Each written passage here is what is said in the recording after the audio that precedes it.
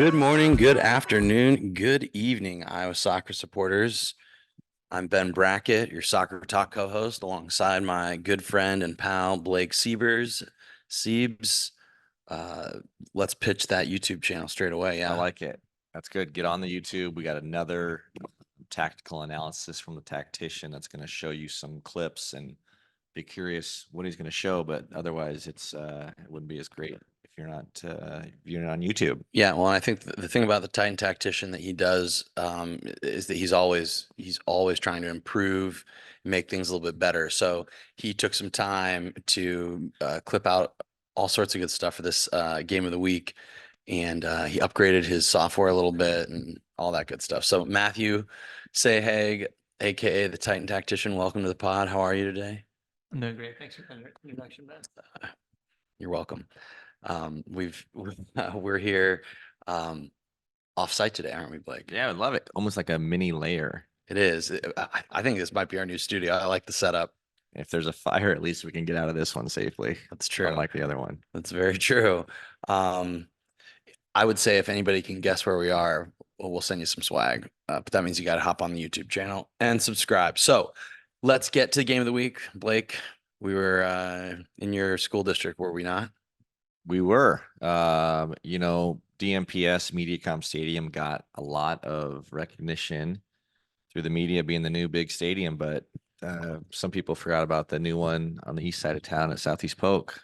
Wow, $20+ million stadium. What a nice addition to the community. What a beautiful stadium.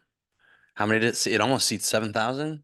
Does it? That's what it said. And There are a few short of that on Friday night, but yeah, talk to me about the atmosphere, because that's always one of the most important things to you. yeah, I mean, what a night, actually. It was a great first week of soccer, towards the end of the week at least. So great weather. Two teams that had played a couple games, or at least one game. Indianola played one, and then Southeast Polk played a couple up to that point. But I don't know, it could have been livelier. They did have paper programs though that I finagled out of Jill Cook up at the entrance booth. So thanks, Jill. Well, I would say that counts for something, doesn't it, Matt? Having a paper program. It does, but did we have away rosters? I didn't see those. No, Okay. still one team. I love it. I wonder how, like, is that something that you should just the away team should just bring their own, Yeah, pass them out? absolutely. Should. Or I mean, I'm sure there is somewhere on the now, but like we should be able to like pull up maybe. I mean, you can go on Bound, but Right. we don't want to be looking at our phones. We want to live in the present a little bit. So just an update, or not an update, but a request from the guys here at Kick It Forward. Get us some paper programs, please, please, please, please. And if you feel the same way, slide into our DMs and let us know you're supporting us. So, okay, let's talk about the game though. And Blake, just give us a quick little background. Southeast Polk undefeated coming into it. Yeah, they beat Knoxville, I think, earlier in the week, 3-0. And then they smashed Carlisle 6-1. So scoring a lot of goals, not giving very many away. And I think probably the dream start to the season for Lucy and the Rams went as well as it could have. Then Indianola, kind of on the other side of the spectrum there, started a little bit slow. Yeah, I mean, it was interesting. I'd be curious from no one from Heath what the schedule looked like, but they played Thursday night in Council Bluffs, which 2-ish hours away, hour and a half. Yeah. Probably a 7 o'clock kickoff, I imagine. Got home super late. Probably 2 on a yellow bus. You're right. It's a nice yellow bus though. Yeah, it's true. It was one of the nicer yellow buses we've seen. It was very nice. But went to a shootout, lost in a shootout. So those kids played 100 minutes, probably got home at midnight-ish, went to school the next day, and we're up in Altoona, Pleasant Hill, Friday night. So they just started the season 0-1. Yeah. I was thinking, I mean, that's just like, it just makes you wonder, like, that's a tough turnaround. Just tough for all those kids. And they looked a little tired, I think, to start the game in Indianola. Is this the segue into the segue? Yeah, I was kind of looking that way, but I don't know. What'd you think, Matt? Give us your analysis. Just sort of your first blush. Yeah, well, that's interesting. The things you guys have just said, because number one, we heard that Southeast Polk's scoring a lot of goals. That didn't happen in the game we watched, so that was quite a bit different. And then I did not realize that Indianola had traveled the night before to Council Bluffs. That is a quick turnaround. So I do have some thoughts about that. And maybe that impacted a little bit of the way they played. But at the same time, I mean, you're only in the second game of the season. And so I think you should be able to play through that at this point. I know it's a quick turnaround, but Yeah, fair enough. I mean, Yeah, you're not ground down to the bits there at the end. and you're 15 to 19 years old. I mean, that is a long way to travel. I can see heavy legs, but I think you can still play through that at this point in the season. I think if you were in middle of May or end of May, it'd be more difficult. The only thing I'd say to that too is maybe you're not quite match fit yet. And so that can impact some things. You should be match fit. You shouldn't be in high school and not be match fit at any point in the year. But I don't know. Those are my thoughts. You know, it was interesting. We walked real quick, Ben. We talked about the new stadium turf. We walked there on the turf Oh, at yeah. halftime.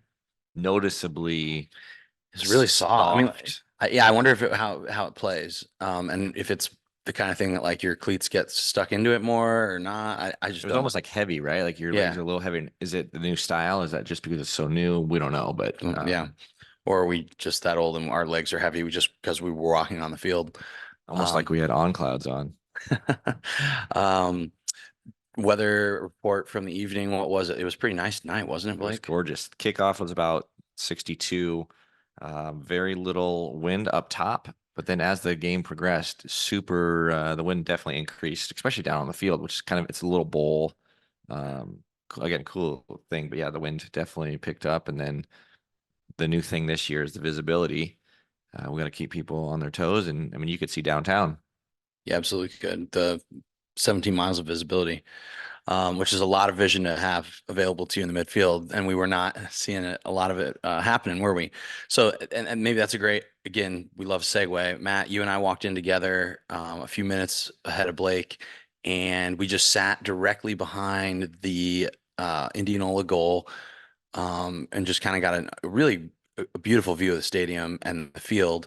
But it was pretty quickly clear the way the pattern of the game. Yeah, definitely. And I love that view too, when you can be in behind the goalkeeper, because it's the perspective I used to have as a player, playing at the back. I think all three of us actually. And you're up high. Yeah, playing at the back, except you're up high. And so if anyone's going to scout Southeast Polk this season, go sit behind that goal, because you're literally 25 feet above the ground It's a sweet view. and you're looking straight onto the field, and you can see the movements of the players pretty clearly. So I like that. But to your point, Ben, it was all attacking for Southeast Polk and all defending for Indianola, and that was the name of the game. Looked like Except that there Indianola were- was playing like a 4-3-3, but it turned into a 4-5-1 like real quick. Yeah, whatever it was like 10 players, 30 yards from goal most of the game. And Not incorrect. and it could be. We obviously I didn't hear your guys' halftime interview with Heath, and I haven't checked Instagram yet. But to listen to the interview, but maybe he told him to step back a little bit deeper just because you're on that quick turnaround, that 24-hour turnaround. I don't know. That wasn't what he said. Okay. He barely even talked to us. We almost got told off again, Heath. No, And he we're didn't. not going to let you forget about that, but we caught him by surprise. We love surprises. These coaches, like, they can't act like they're surprised. Like, we don't tell people where we're going. Keep them on their toes. I love it. Well, keep going, so Ben. that's fine. So, generally speaking, for a game of the week, we love good weather and we love goals in a good game. And so at least we have the good weather. As you'll learn, this ended as a 0-0 draw. And as far as chances went, I think we saw the post get hit once, There were three a couple really good saves. There were three really good chances for Southeast Polk in the first 30 minutes of that game. They could have been up 3-0, I think, at halftime, which would have made the game totally different. There is one, if you remember, Ben, when we first walked in, I think it must have been the first 15 minutes. The guy, one of the players gets it on the right-hand side of the goal. He's in behind the defenders. He's got the goalkeeper going the wrong way, and so he just side foots one to the far post. He sort of scuffs it. It just goes wide. Yeah. That was the best chance of the game. And then, and he should have. Then you've got when the guy hits the bar, and I've actually got, that's one of the clips I've got pulled up, or I will pull up. Great.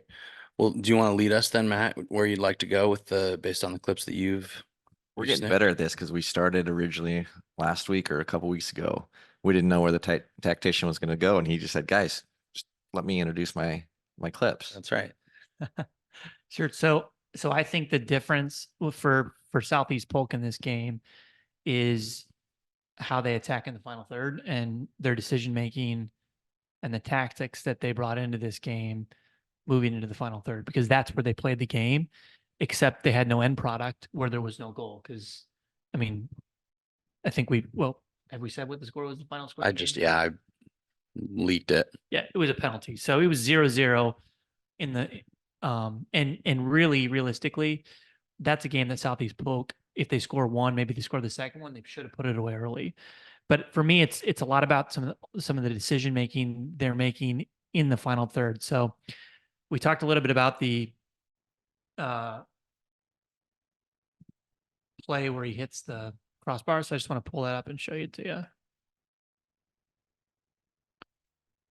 Yeah, and I do think though, like if you were just watching the game, because it's such a great stadium, you're always kind of up above the field, and it became clear like Indianola was sitting in, and Southeast Polk had a lot of space.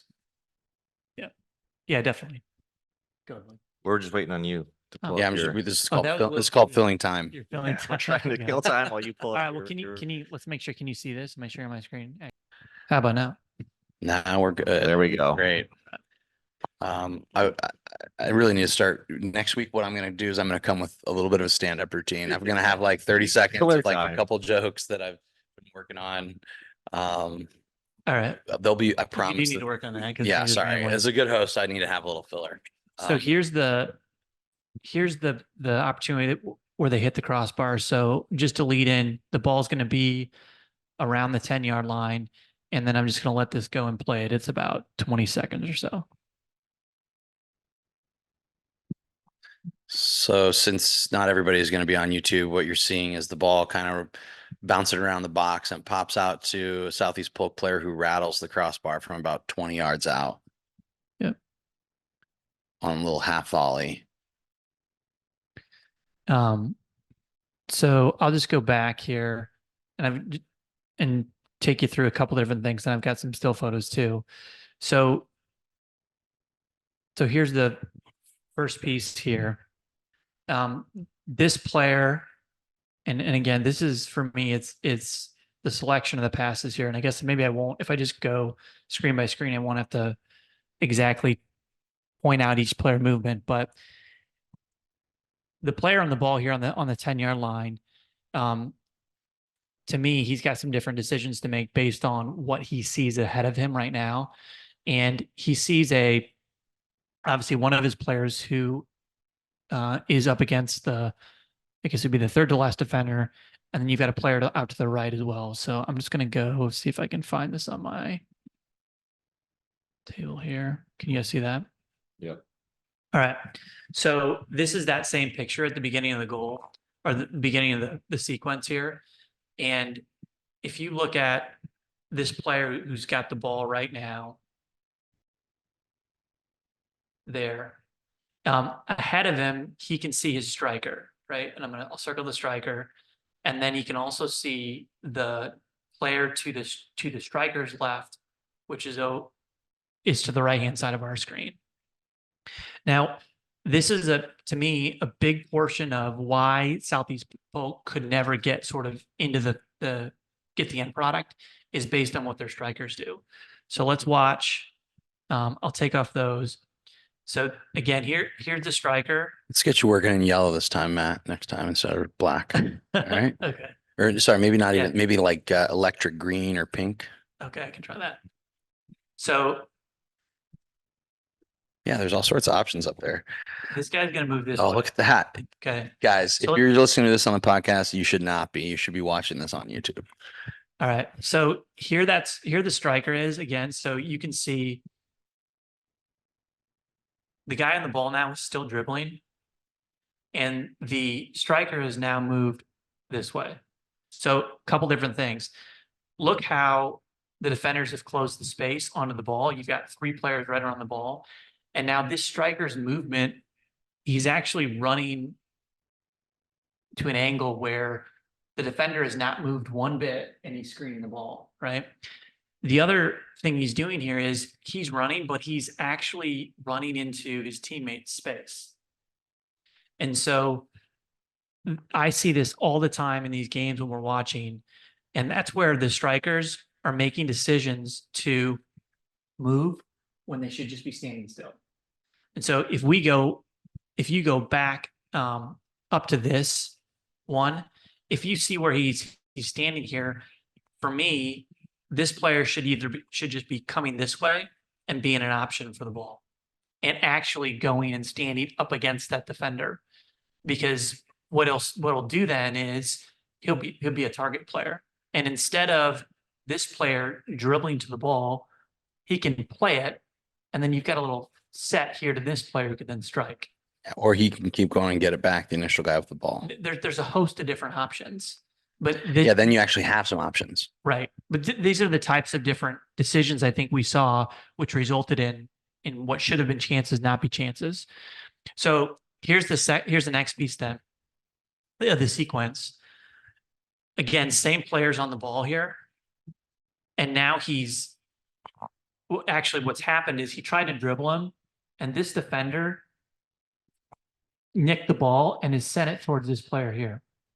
So now, if you look at this picture here, this player is facing in that direction he doesn't want to go next.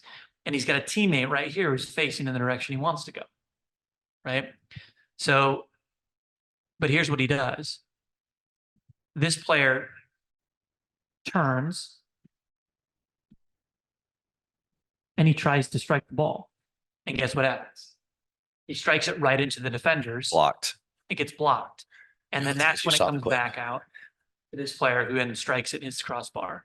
Well, and if you look at this still, you can see how basically surrounded the player with the ball is.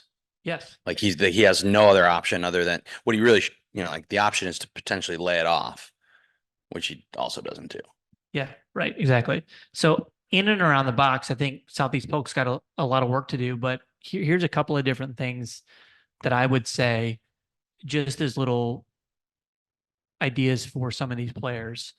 Number one is when you're a striker and you're inside the 18-yard box and you are facing away from the goal that you want to go to, and there's a player that's running at you and you're really operating only within about 20 space of depth, stop running. We see it all the time where strikers will take off and they'll run to the channel, or they're active, and because it's all about, we heard the phrase movement, move or whatever. When you're in that situation, a striker should be a target player. Back up, get against and engage the defender and stand still, serve as a target, and then you can start to open up different opportunities like third man running, like we would have seen right here.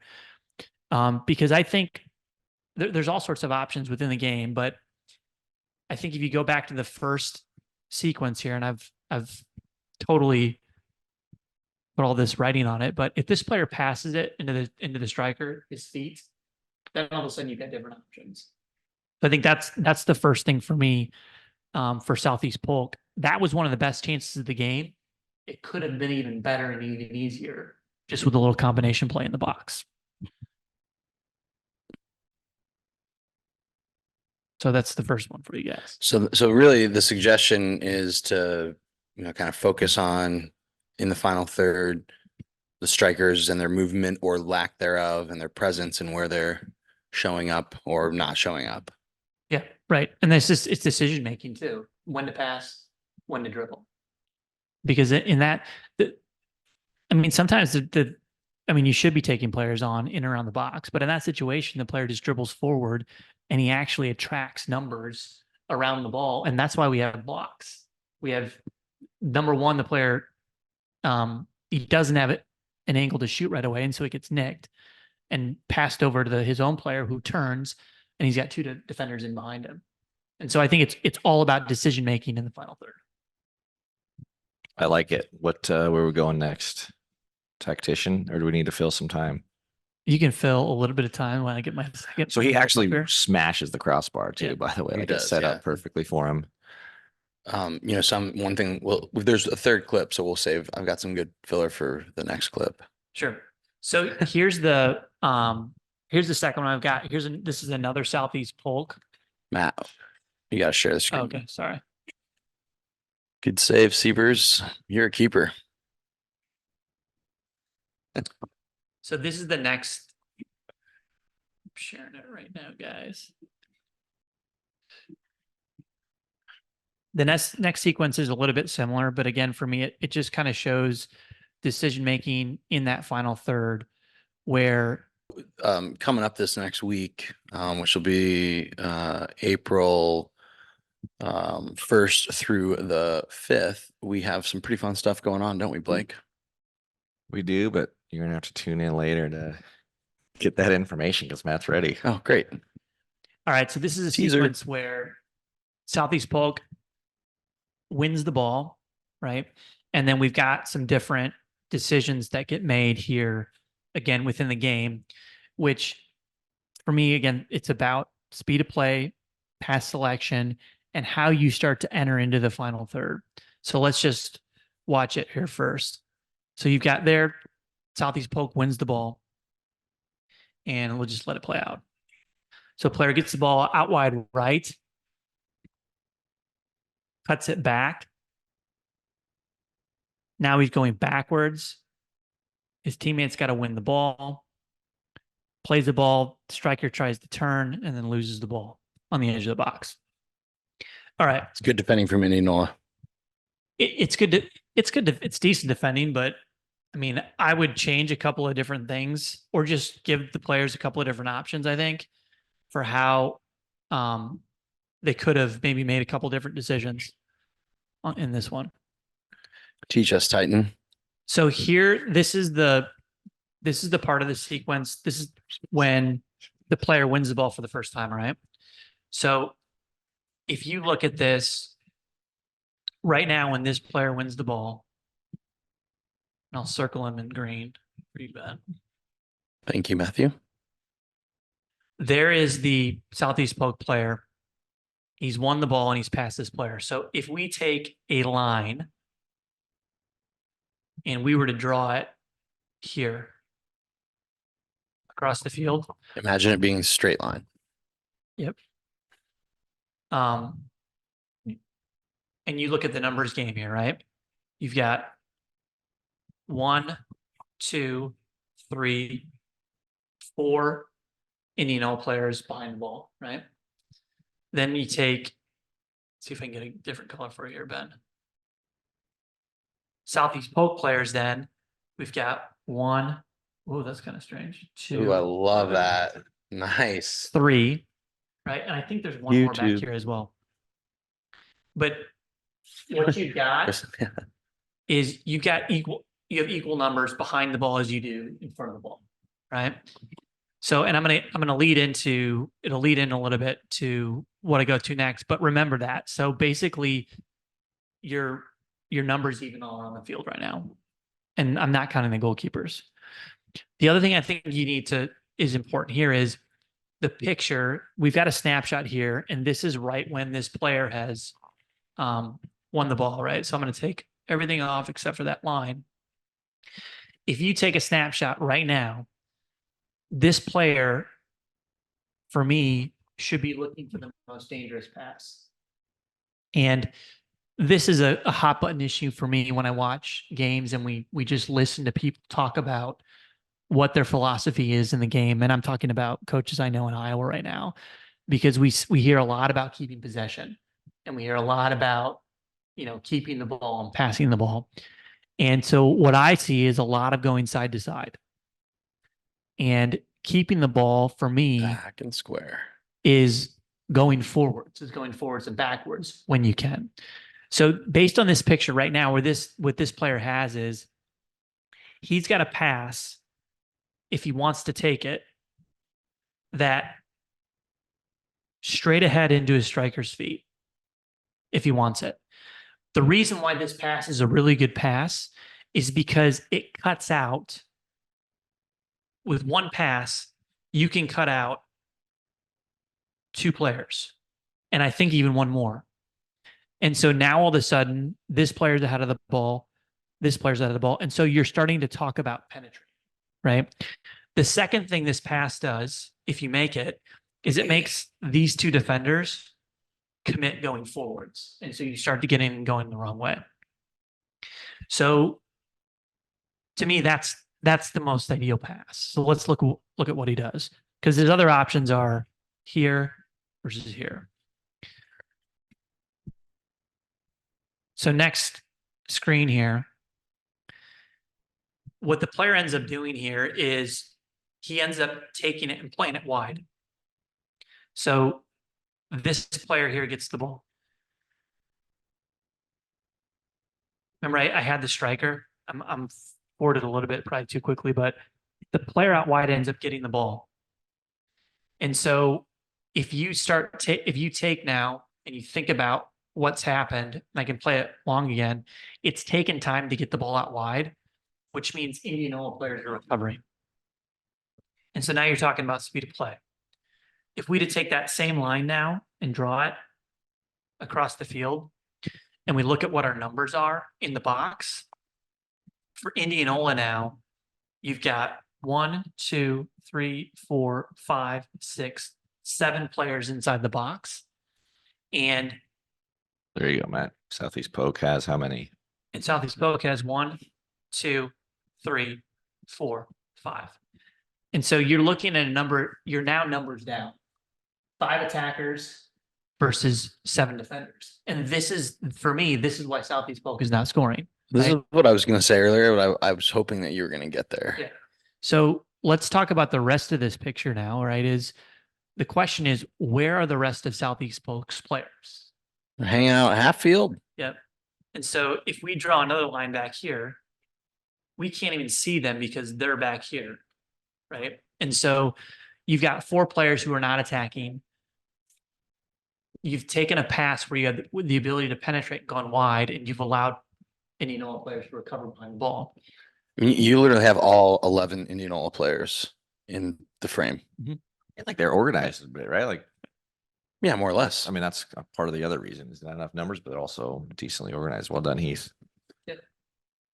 So here's the next then sequence that I'll go to is the ball gets passed around a little bit, but then in Southeast Polk, to their credit, they lose the ball, they win the ball, they keep scrapping after it, right? But if you look at this picture now, the game has become much more condensed. So here's the ball right here. All right. Now, this pass that he makes is actually a great pass. I think it's great. If you look at the strikers here, he's standing generally still with a player in behind him. And this player is going to play it with the outside of his foot into feet. So it's actually a really, really good pass. But then the issue is the striker, he tries to turn and shoot when he's facing in the wrong direction. The next issue is once this player plays it, he moves this way.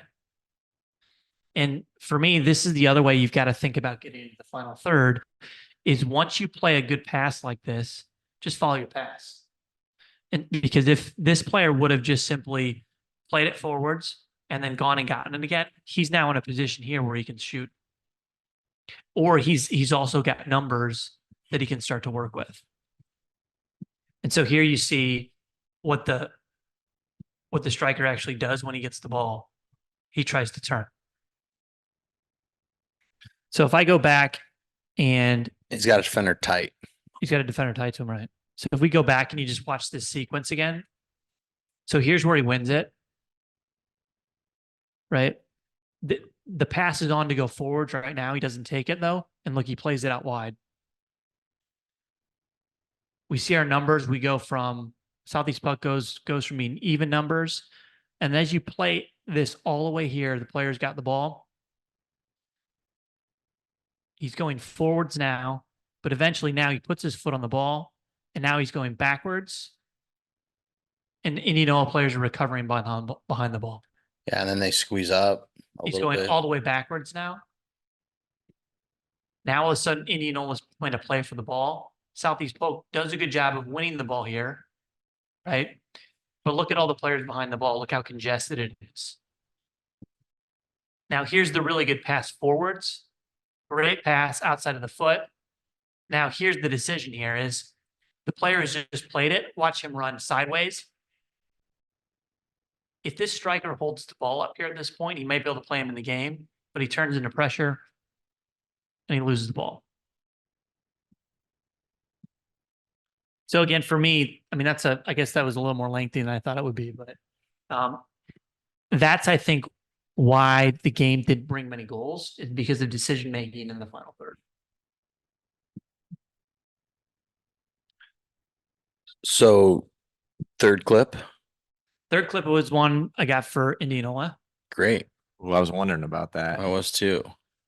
Okay, So- fine. So Lucy, there's the feedback, I suppose, for you. Like as soon as you win the ball, actually really before you win the ball, where should those boys be looking forward right away? Yeah, and I think you got to find a way to, like get those outside backs into in the attacking third, or at least into the middle third, so you can press people a little higher forward, because every single time that Indianola did a good job of getting, 10 or 11 guys behind the ball, there were like 4 guys standing on half field in yellow jerseys that it's like, well, get up there. There's nothing going on. Jersey of the last best jersey. Well, this is what's interesting. Matt does not care for them, and you were raving about them. Here, I thought they were slick. What's that? The jersey? Southeast Polk jersey. Indianola's had a sweet little crest I too. liked Indianola's crest. Too much yellow for me. Are you ready now for the third clip? Oh, is that what you guys We're are feeling fucking feeling time? it. I mean- Yeah. I mean, He's we could ready also, to we could also talk about this next week. We've got a great game of the week on Thursday. We're not going to tell you what it is, but Wednesday, what are we doing? It's confirmed for. I don't know if everybody can go on Thursday yet. Oh, speaks for himself. What about on Wednesday? What are we doing Wednesday? Well, the Menace are playing in the Open Cup second round. That over in Omaha. Yeah, big day. Who's on the roster? We got Sasha Kleshin, national team member, former national team member, former Olympian, played the Champions League, MLS stud, Mega cyclist, or spin class, I should Moxie say. cyclist. Yeah, I like it. There you go. And Born. then what we got Lee Wynn is signed. Who else signed? You don't know? AJ De La Garza. Yep. Roger Espinoza. Yep. The goalkeeper again. Brian Rowe. Yep. Plus Ewan Holden. So it's gonna be great. Matt, what do you think? What's you got? And All we're right, so- back. Yeah. With Matt Sahag, the Titan This would be a tactician. good time for like a sponsorship ad. Yeah, if you want to sponsor us, we are open to that. We'll give you really good color in between segments. So the interesting thing about the game was that Southeast Polk spent the entire game basically in the attacking half of the field. Definitely in an attacking mode. Yep. And so then on the other side of the ball was Indianola, who defended the entire game. Now, I will say, I think Indianola, that's the best Indianola team I've ever seen play. Which credit to Heath. Maybe you guys would know more about this because you've been around, but I just remember Indianola like 10, 15 years ago being really, really bad. Like not very good soccer players. From what I saw, I think the game has advanced quite a bit in terms of the talent that we see in Indianola because the players could keep the ball, players could pass. I thought they were organized. I thought they just didn't move up the field very well, and that's the example I've got. But I want to give them obviously a couple of positive comments because I thought there was a lot of good stuff. They just couldn't find their way out of the defending half.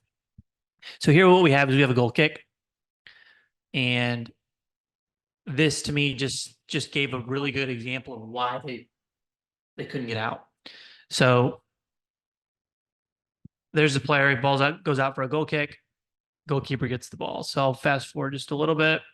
There's really not a whole lot in this except there's a couple of changes here. And then Couple? It's What massive if it changes. So, the wholesale changes. all right. So here's what I want to point out, first of all, as the guys are coming off.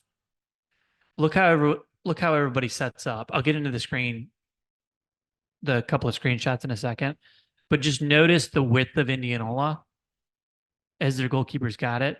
Notice where their center backs are standing. Right. And then let's watch and see what happens.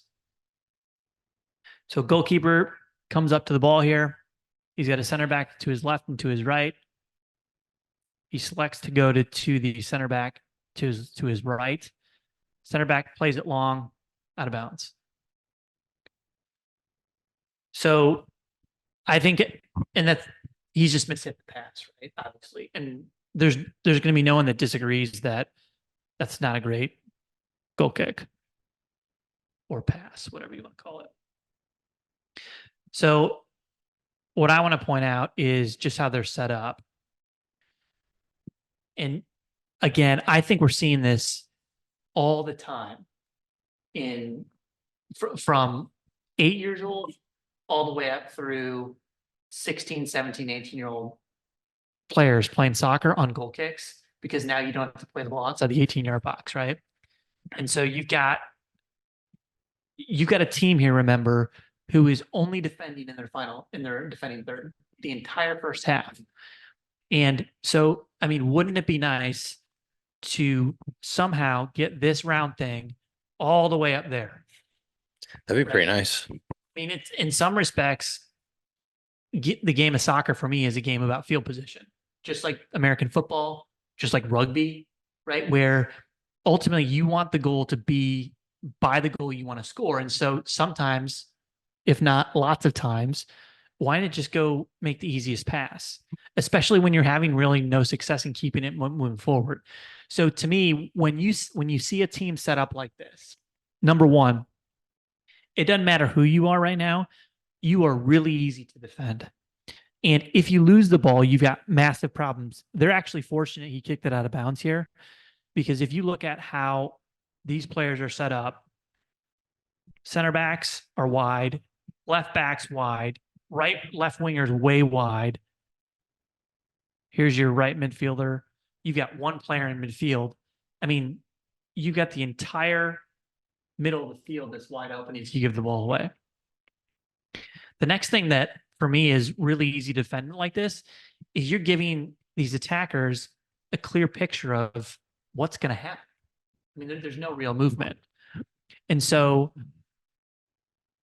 this guy right here, I mean, he can mark basically all three of these players, and he can choose which side the ball goes to. The second thing is, what value do you get out of this pass right here? There is zero value out of that pass, because it doesn't go unless it just gets the ball off your goalkeeper's foot. Yeah, unless you have your goalkeeper is so bad that he can't take the ball 40 or 50 yards. But if that's the case, why not have your center back? And so what you see here is and the second issue is, if you're going to play it long on the second pass, why not just play it long on the first pass? If you're going to kick it out of bounds on the second pass, why not just kick it out of bounds on the first pass, right? But I think, I think this is probably sounding a little bit harsh, but I think that this is what these players need to hear, right? You're talking about a game where you're at 0-0. You've played the night before. You've only been running your socks off defending, and you've done a really nice job. And number one, you set up where if you give the ball away, you have a massive problem. And then number two, you're just passing it just because it feels good to say I've played it out of the back, when you're kicking the ball out of bounds on the second pass. So I would just challenge teams and players that when they set up like this, because we see the pros doing it all the time now, right? I mean, I think I've even seen goals given away by the pros. I don't understand this. Why do you have all these players here when you want to get here? One of the challenges too is that left center back most of the time is not left footed. So I'm glad the goalkeeper gave it to the boy on the right for this clip, but could you imagine being the left side center back as a right footed player? Well, I can, It would because I not can be- use my left foot, Yeah, but it wouldn't be advantageous. Yeah. no, I mean, it's when you guys played, right? And this is, dating ourselves a little bit. but like, would you ever set up for a goal kick like this? Just No. wondering. No, I don't think so. So the way we did it, like, let's say this goalkeeper, you had a goalkeeper kick it 60 yards. Let's say the landing zone was here, right? I would have this player in here, this player in here, this player in here, this player in here, this player in here, this player all the way here, right? How much of This this, player all the way here. how much of this though goes to the, like, you're not being taught how to head the ball? I don't know. So you don't even have to head the ball though. Just win the ball where it's going to land. So we're watching the Arsenal Man City game right now. The Arsenal goalkeeper, Raya, is that who it is, Brackett? David Raya. Raya, he just literally just did what we're talking about. All the players were within 20 yards widthwise and probably 30 yards length to depth wise, and just played it long. Right. And like Just to get the ball off the field. and they didn't get scored on. And that's a shape, right? If you play it long, man, I mean, So you this, got to get your team sorted out. so I remember I used to play a lot of video games in college, and you know, when you're playing a video game, it's really easy to play out of the back, right? You're like, oh, great, like let's do it. And my friend, like we would play, you know, Winter Stays On. And it was always this deal, and my friend would always get so mad at me. She was like, "Dude, you are not good enough at this game to play out of the back. Just kick it, kick a goal kick, so I don't score on you every time you play out of the back." And like, I hated it. I think but- there's times. But like, correct, there's occasions that it would be like, yeah, play out of the back. But like, also, it was just for me, it was the pride of like, oh well, like I can play out of the back, I'm fine. But like, no, I just need to kick the ball. I think that's like literally, I mean, that's literally what we're watching Arsenal and Man City do. Like, Arsenal's good enough to play out of the back, but you know, the 5% chance that they get turned over isn't worth it. Look at the two forwards passes running around to Trouble, let's go. and then all of them penetrated. But yeah, so I think that's the biggest issue I've got with, I think, of how when we watch youth soccer in Iowa is the pass selection to me is just, it doesn't follow and make sense logically to me, because I feel like we're teaching kids to keep the ball, but keep the ball inefficiently. Like keeping the ball sometimes is a 50-yard pass. Keeping the ball is a 50 yards pass straight forwards. Think about Sasha's goal last week. Assist 2 to weeks the ago, goal, right? yep. Where he got the ball turned and He played a ripped 60-yard pass. 60-yard pass on the person's foot to keep possession that penetrated every single player on the defense, and it resulted in a goal. And so I think that's where I'd like to see some of these high school teams go. And it's funny because I feel like high school used to get a bad rap because everything was so direct. And what Well, we there's saw is a very indirect game. Yeah, that there's a resulted in difference goal. between playing direct though and just hoofing the ball. Like Sasha Kleshin hitting a 60-yard pass to cut everybody out, that's playing direct. But he didn't just turn and kick it. Like he knew what he was doing. So I think some people, like, they don't want you to play long. Some coaches don't want you to play long because it just looks like you're just kicking it.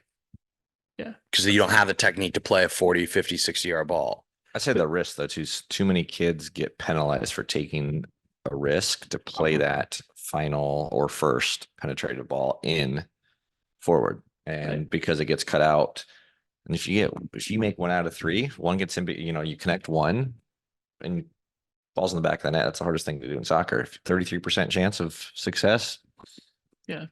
For me too, it's a little bit, the word direct in soccer, like how we use it anyway, is gotten a bad rap, right? Direct is the way the pros play.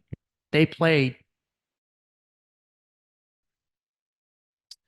the whole entire game. Now the ball goes, side to side and stuff like that, but direct is the way. Well, they you go side to penetrate and side play to open things up to play to directly. go direct, right?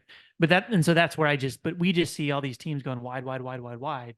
And that's where I think the decision making, the pass selection hurt Southeast Polk in this game in a lot of ways.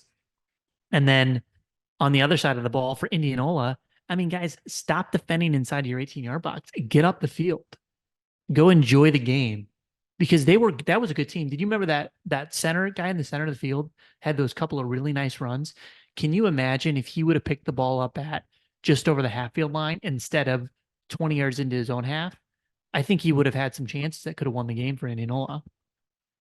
Yeah, I think it's going to be really interesting as we segue out of the tactical analysis and into the wrap up.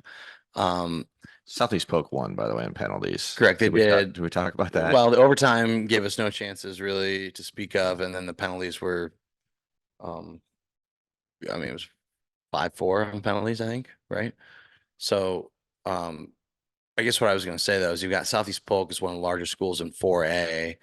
Do you see them as a sub-state contender getting into the state tournament? And then on the flip side, like Indianola, they're in 3A. I mean, I don't know. I'd like to see if they can score some goals against an equivalent opponent, but they were playing against the big guys, the big dogs on Friday night. Like that's a big swing for them to go up to Southeast Polk, at least size wise. So I don't know. I'm just curious. What do you guys think? Any feelings? Well, what division was the team they played in Council Bluffs? The 3A or 4A team? They're also 3A, aren't they? They were at one, right? They won it a couple years. Yeah. But all the classes have been kind of crazy. I thought Indianola had some pretty good players. Like they've got the skill to play a little bit, I thought, which was surprising to me. And then, like I said, that central midfielder they've got, I think he's good. And clearly they know how to defend because they didn't give away a goal. So there's a They lot of played good stuff there. 2 games having away a goal. So yeah, there's a lot of good stuff there, but they're going to have to find a way to get up the field. So Indianola will not be a contender unless they figure out how to attack. But I think they can do that. But I think they've got to be more efficient, make a more concerted effort to get the ball forwards and get bodies forward. Well, the basics of attacking, the basic principles, really aren't that difficult. Well, I guess we just didn't see any of the basic principles on display, did we? Of On it. attacking. We only saw a couple of runs where they actually threatened to get forward. There were a couple of nice balls that got played in behind. And naturally, I think that's going to happen in a game like that because they sit so deep that it is easier to play a couple of balls in behind.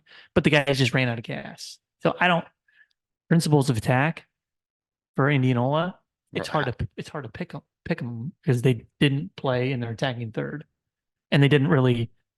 So those are a little bit difficult. So the question about Southeast Polk, they've got a good squad. I think they've got some players who are good players. That number 11 who played up front looked like he was the most threatening. They've obviously got a player who can strike the ball. That player that hit the crossbar, that's not an easy strike. That was it was taking it off the bounce, a little bit of a half volley. So they've got some real skill. But if they make it easy on teams to defend, like they made it easy on Indianola, where your speed of play is slow, you pay passes out wide, and you allow players to get behind the ball, and you receive the ball in the box and you turn into defenders, it's going to be difficult for them. Well, I think that at least for Mr. Lucy and Mr. Weeks, there's some good stuff to eat up there. Siebes, we don't really know what our plan is for the week, but we know we're going to be out there for sure. That's right. Everybody be on your toes. That's right. And we're coming in hot on interviews at halftime. So anyway, Titan Tactician, do you have anything else for us?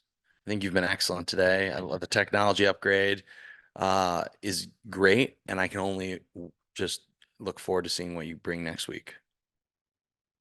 Touche. Right on. See you All next right, week, guys. everybody enjoy the week.